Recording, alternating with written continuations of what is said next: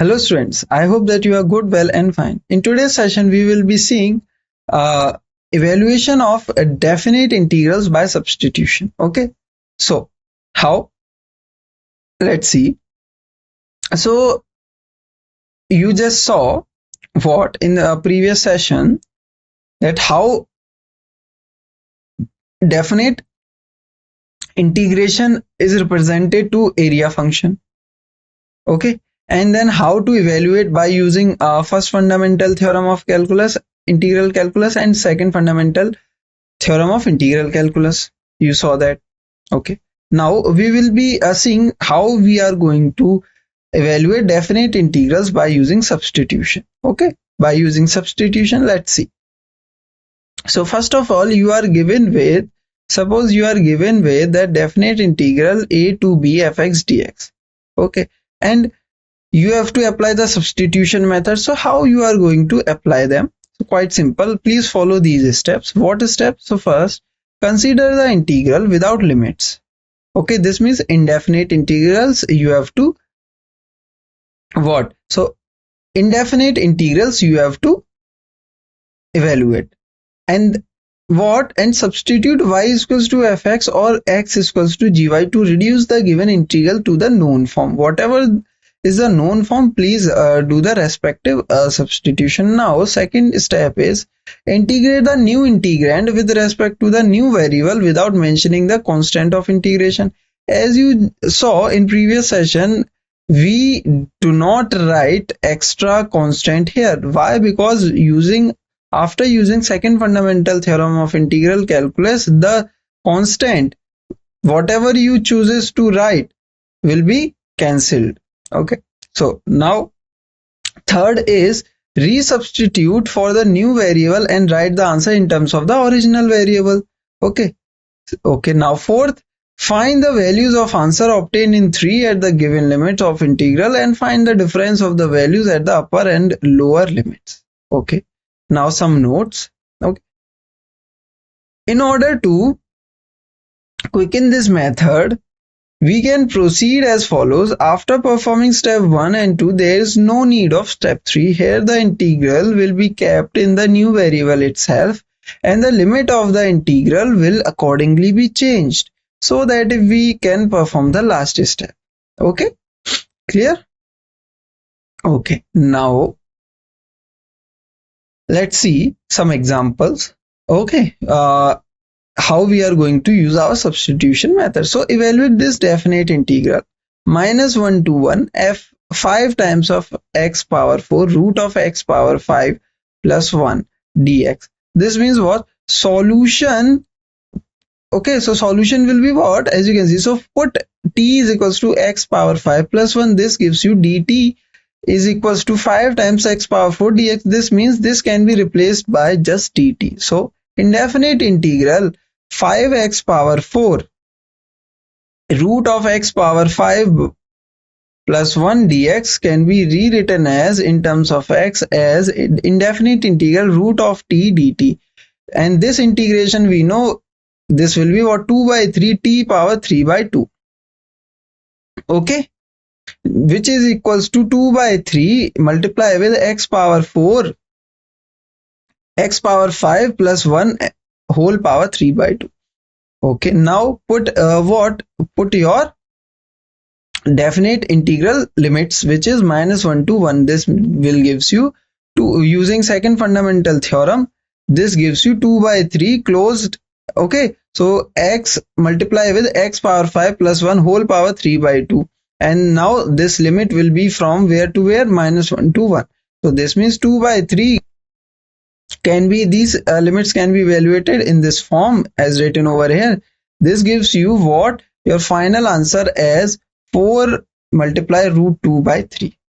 Okay, this is one way to evaluate the let's see another way to evaluate. Okay, so which is if t is equals to x power 5 plus 1, then dt will be this, you all know. Now as you saw in question, what is given that x is from where to where? -1 to 1. Yes, so this means if x and t is what? X power 5 plus 1. So if x is -1, then t will be what? minus 1 plus 1, this means 0 t. If x is minus 1, then t will be 0. If x is minus 1, then t will be 0. If x is 1, then t will be 2. If x is 1, so put x is equals to 1, so 1 plus 1 will be 2. So this means t will be 2. Now t varies from where to where. So this means this integration, this definite integration can be reduced totally in terms of t. Okay, where limits also change accordingly. So this means 0 to 2 root t dt. So this will gives you 2 by 3 t power 3 by 2. Limits from 0 to 2 can be evaluated as 2 by 3 multiplied 2 power 3 by 2 minus 0 power 3 by 2. This will gives you 4 root 2 by 3. As you can see, the same answer you got. Okay, so whatever the you chooses, whatever the approach you chooses, you still get your correct answer if you are doing things wrong. If you are doing things correct. Okay, let's move to another example. Now next example. So definite integral 0 to 1 tan inverse x by 1 plus x squared dx. Now what this means, t will be tan inverse x d. Okay, t will be tan inverse x. Now what this means, dt is equals to 1 by 1 plus x squared dx. This means new limit will be what? If x is 0, x is from where to where? 0 to 1. If x is 0, put x is equals to 0 here. This means tan will this will be also 0, so this means t will be 0. If x is 1, then t will be pi by 4. Okay, now t varies from 0 to pi by 4. So this definite integrals change to 0 to pi by 4 t dt. Okay, and this value will be what? Just nothing but pi square by 32. This value is what? Pi square by 32. Okay, clear? I hope this theory is clear. Now let's move to exercise 7.9 based on the concept of substitution, definite evaluation of definite integrals using substitution. Okay, so let's see. Definite integral 0 to 1 x by x square plus 1 dx can be rewritten as you can see. So this x square plus 1 I am taking as t. So this means dt can be rewritten as 2x dx. Okay, now x is 0. This means t is what? 1. X is 1. This means t will be 2. So x0 t1 x1 t2. This means definite integral now change to what? 0 to 2. So here it must be 2. Okay, so 0 to 1, this must be 1. So 0 to 1 x by x square plus 1 dx can be rewritten as half of what? 1 to 2 dt by t. Okay, this means half of log t 1 to 2. This means half of log 2 minus 1. As you know, this is just 0. This means half of log 2. Okay, I hope it is clear to you. Okay, now definite integral pi by 2 0 to pi by 2 root of sine phi cos phi phi d phi. This means what? This will gives you. Okay, so substitute sine phi is equals to t. This means dt can be replaced by cos phi d phi. Okay, now what? Now as you know that when phi is 0, t will be 0. When phi is pi by 2, this means t will be 1. This gives you your definite integral in this form. This after reducing or after evaluating this, you can directly evaluate it as given here. You will get your final answer as 64 by 231. Okay, I hope it is clear. Now problem 3. So definite integral 0 to 1 sine inverse 2x 1 plus x squared dx. Very simple. So take x is equals to tan theta. This means dx will be sec square theta d theta. This means if x is 0, then theta is equals to 0. If x is equals to 1, then theta is equals to pi by 4. So this means 0 to what? Pi by 4. So okay, 0 to pi by 4. So this means what? So sine inverse 2 tan theta 1 plus tan square theta sec square theta d theta can be rewritten as integration 0 to pi by 4 sine inverse sine 2 theta sec square theta d theta. This can be reduced to 2 theta sec square theta, and this can be further reduced to 2 what? integration 0 to pi by 4 theta multiply with sec square theta d theta. Okay, now sec square theta, what I will be using? I will be using the by parts method. According to the by parts, so this must be pi by 4, not pi by 4. We are taking pi by 4. Okay, now so this will be what you're using the by parts method. You will get 2 times of theta integration sec square theta d theta minus derivative of theta integration of sec square theta d theta, and this using the second fundamental theorem of integral calculus, you will get this. This means what? As you can see, so this will be 2 times of theta tan theta minus integration tan theta d theta. You know, integration of tan theta, which will be what? Minus log modulus cos theta. So you will get this. Okay, so this is just nothing. Now using the second fundamental theorem, you will get 2 times of pi by 4 tan pi by 4 plus cos modulus pi by 4 minus log cos 0. You will get 2 times of pi by 4 plus log 1 by root 2 minus log 1. This means 2 times of pi by 4 minus half of log 2. This means pi by 2 minus log 2. Simple. Okay, I hope it is clear. Now fourth problem says that definite integral 0 to 2x root x plus 2. Put x plus 2 is equals to t square. Okay, just put it. So dx is equals to 2t dt. This means what? If x is equals to 0, t will be root t, and if x is equals to 2, t will be 2. This means 0 to 2.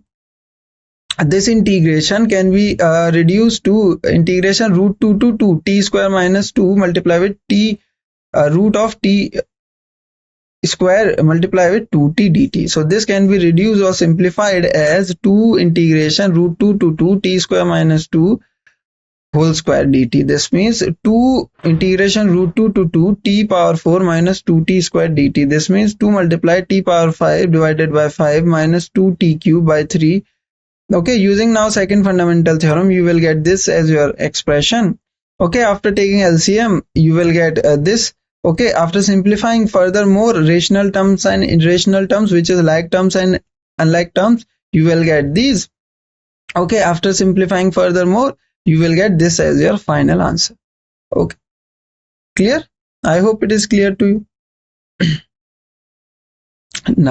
Now fifth problem. Fifth says a definite integral 0 to pi by 2 sine x 1 plus cos square x dx will be what? As you can see, you will have this cos x is equals to t as your substitution. Now dt will be minus sine x dx. This means if first of all this will be so sine x dx can be reduced to minus dt. Okay, now limit change in limit will be what? So x is 0, t is 1, then if x is pi by 2, then t is 0. So this means 0 to pi by 2 can be replaced by pi by 2 to 0. So here it must be what? Sorry, it must be 1 to 0. Okay, clear? So 1 to 0, the limits must be here 1 to 0. Now you know the direct integration for this. You will have minus of tan inverse t 1 to 0. This can be reduced using second fundamental theorem. You will have minus of minus pi by 4. This means just pi by 4. This means just pi by 4. Okay, now now you will have sixth problem number 6. So definite integral 0 to 2 dx by x plus 4 minus x square. Okay, now this can be reduced to what? We will be making what? Completing square method. We will be using this. So definite integral 0 to 2 dx, first of all taking minus common from the denominator, you will have x square minus x minus 4. Now adding and subtracting 1 by 4, you will get x square minus x plus 1 by 4 minus 1 by 4 minus 4. You will get what? This as your final form. After completing square method, you will get definite integral 0 to 2 dx divided by root of 17 by 2 whole square minus x minus half of whole square. So taking x minus half of half is equals to t, you will have dx can be replaced by directly dt. This means x, if x now limits, if x is 0, t is minus half, if x is 2, t is 3 by 2. This means what? This integration, definite integration can be reduced to in terms of t with changing the limits accordingly. So minus 1 what 1 by 2 to 3 by 2 dt by root of 17 by 2 whole square minus t square. You will get this. Okay, clear? And you know the direct integrations from the previous sessions. Okay, please prefer them. You will get this. Now using the log properties, and you will get what, and using the second fundamental theorem of integral calculus, you will get this as your expression. Okay, now simplifying it further and applying the log property, you will get this. Now simplifying it further, you will get 1 by root 7 log 17 plus 3 plus 4 root 17 divided by 17 plus 3 minus 4 root 17. So simplifying further, you will get 1 by root 17 log 5 plus root 17 divided by 5 minus root 17. This means 1 by, so now let me just show you the final answer for this. Will be 1 by root 17 log 21 plus 5 root 17 by 4 will be your final answer. Okay, I hope it is clear to you. Okay, now let us move next. Problem number 7. So definite integral minus 1 to 1 dx by x square plus 2x plus 5 will be what? As you can see, will be just nothing but very simple. First of all, use the method completing square. You will get what? So what we did is add and subtract what? 1. We add and subtract 1. You will get definite integral minus 1 to 1 dx by x plus 1 whole square plus 2 whole square. After substituting x plus 1 as your t, you will get dx is equals to dt. This means you can replace dx by just dt. Now limits. Change in limits will be, if x is minus 1 then t will be 0. If x is 1 then t will be 2. So minus 1 to 2 will be the limits. Okay, so minus 1 to 1 dx by x plus 1 whole square plus 2 square can be reduced to, first of all, dt by t square plus 2 square. Now the limit will be now 0 to 2. As you can see, 0 to 2. Clear? Okay, now this means half of tan inverse t by 2. Okay, now using the second fundamental theorem, you will get half of tan inverse 1 minus half of tan inverse 0. This will be 0. You will have this pi by 4. This means pi by 8 will be your answer for this 7th problem. Okay, now problem number 8. Problem 8, definite integral 1 to 2 1 by x minus 1 by 2 x square e to x. So how you are going to evaluate it? Very simple. So first of all, indefinite integral 1 by x minus 1 by 2 x square e to x dx. This means let 2x is equals to t. This means 2 dx is equals to dt. This means now change in limits will be what? Change in limits will be just nothing but x is equals to 1, t is equals to 2, and when x is equals to 2, t is equals to 4. This means what? Your this original integration, definite integration, now reduced to 1 by 2 integral 2 to 4 2 by t minus 2 by t square et dt.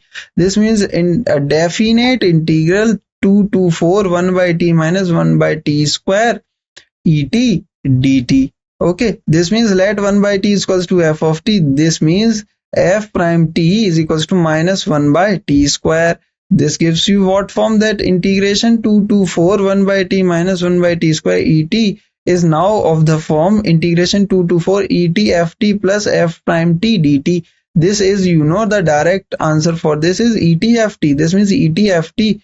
Okay, now using the second fundamental theorem, you will get e power 4 by 4 minus e square by 2. Now after simplifying it further, you will get e square as common, so e square product with e square minus 2 divided by 4 will be your final answer. Okay, clear? I hope it is clear to you, the problem number 8. Now problem number 9. So problem 9 says evaluate this definite integral. So very simple. So let's see the solution. So first of all, your I is a definite integral with limits 1 by 3 to 1, and your integrand is x minus x cube whole power 1 by 3 divided by x power 4 dx. This means taking x is equals to sine theta. Taking x is equals to sine theta. this gives you what? Differentiate it now with respect to d theta. You will get what? You will get dx is equals to cos theta d theta. Now what this gives you? First of all, let me show you the change in limits. So change in limits will be what? So if x is 1 by 3, if x is 1 by 3, then theta will be sine inverse 1 by 3. Okay.